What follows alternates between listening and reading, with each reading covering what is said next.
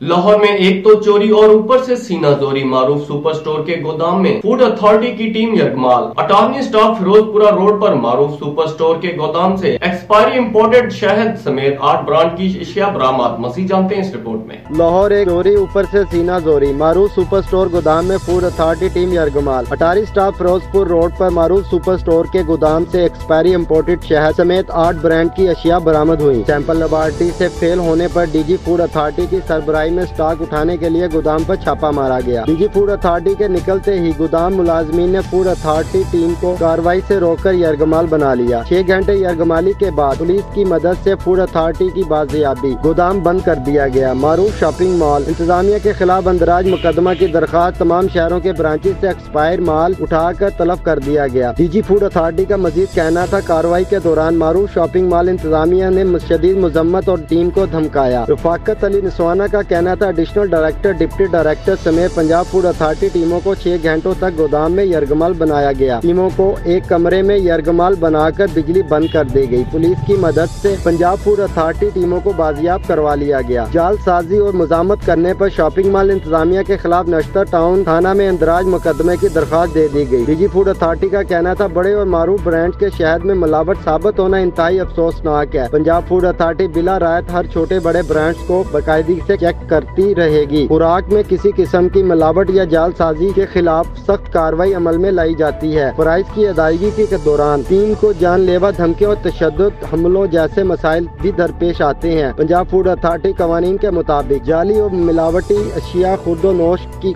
फरोख्त की किसी सूरत में इजाजत नहीं दी जाएगी। वजीर आला पंजाब के विजन के मुताबिक मियारी खुराक की फराहमी के लिए हर चैनल से निपटने के लिए तैयार हैं।